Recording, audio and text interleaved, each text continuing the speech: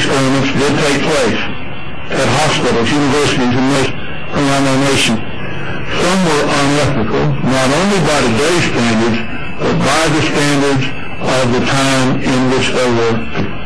They failed both the test of honor and the test of humanity. The United States of America offers a sincere apology to them and to their communities.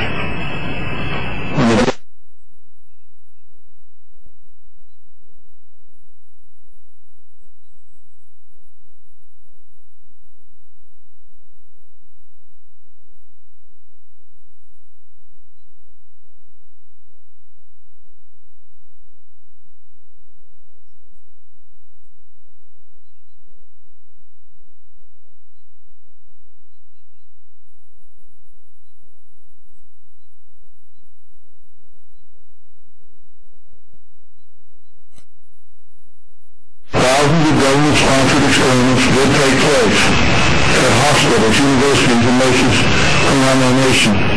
Some were unethical, not only by today's standards, but by the standards of the time in which they were conducted. They failed both the test of our national values and the test of humanity. The United States of America offers a sincere apology to those of our citizens who were subjected to these experiments.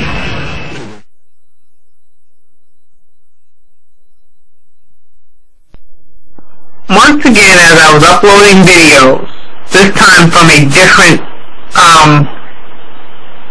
disk, the criminal a disk while I'm doing the upload. Disk.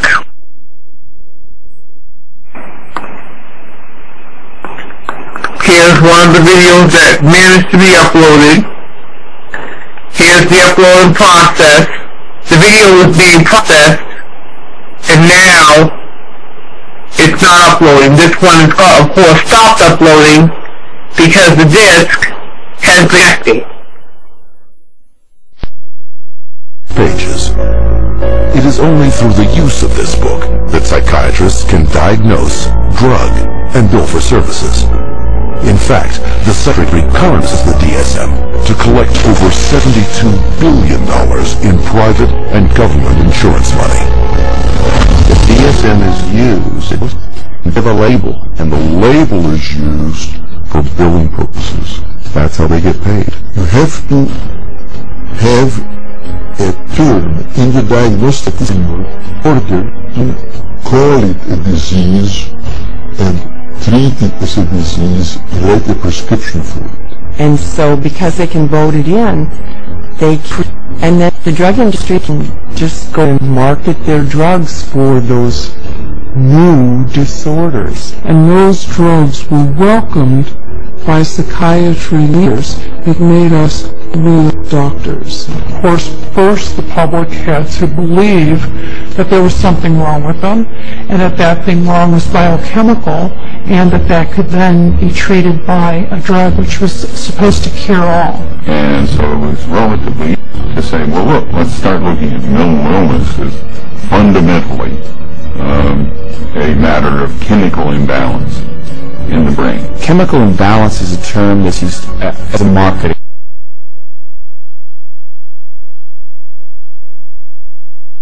employ, as opposed to anything that there's scientific evidence to support. Nobody has yet measured, demonstrated, or created that to show somebody has a chemical imbalance in their brain. Period. How do you market a drug that restores the chemical balance or chemical impact? How can you do that? Just if you don't even know what one is. The whole myth of the chemical imbalance was created to sell drugs.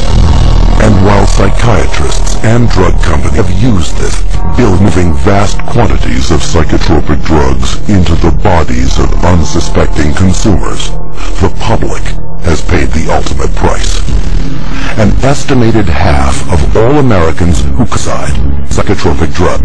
Annually, psychotropic drugs are estimated to kill more than 2.5 times more people than are killed by homicide. And who is entrusted with protecting the public against these dangerous psychotropic drugs? United States Food and Drug Administration. Psychiatric drug advisory panels are dominated by psychiatrists who shuttle between the drug industry, academia,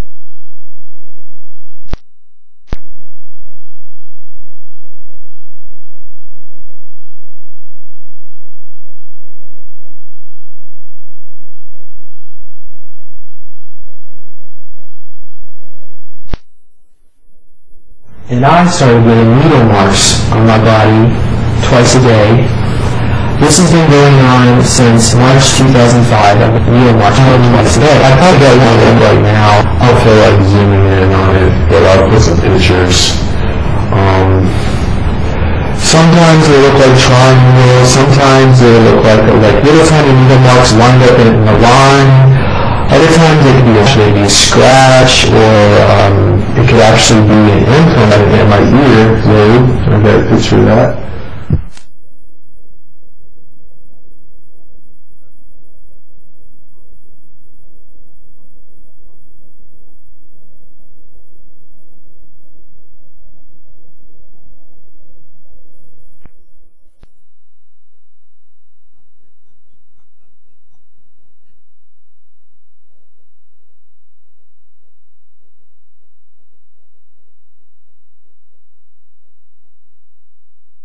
In order to target someone, it requires that person be put under surveillance, so that the person, their capacity to interrelate with people, their capacity for corruption or non-corruption, that seems to be a critical point, and even their religion factors into it.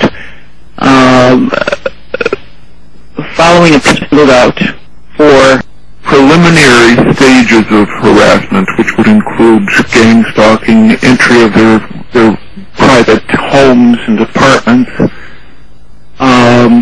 followed by gradually intensified and ultimately extremely intensified electronic harassment. This is a pattern that is unfolded over and over and over. Please notice how they get paranoid and how there are spotters all around the store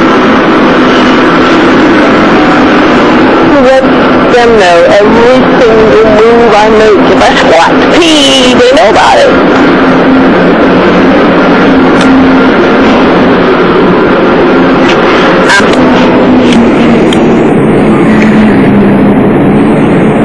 Another moment in the life of an organized, stalking, domestic terrorism target, and who's not in this. Well, I'm not either, but I'm in it, so I got to be in it to win it. Can I talk to you for a minute? I'm working a fugitive job right here. He's about to ask this woman to drug and sedate our fugitive. What I'm going to ask you to do just a minute, what I'm going to try to do is switch the soda on her. This will slow her down a little bit. Well, it's basically it slows her down. If she gets up, would you be comfortable just dropping this in there? It's outrageous. Will June perform this illegal act? When our actress turns her back, she sneaks in and drops the pill right into Tracy's soda. You have the pill in? Yes, I did. He showed me a federal agent badge. So, what am I supposed to think? If I don't, then what? But June, you didn't know this for sure. No, I didn't. What if you harmed this poor woman? Then I guess that would be on my head, too. Luckily for June's conscience and our actress, the Mickey was we bought a few. How likely is to send to someone Cecile or Tater? Yeah, I guess I'm a sucker.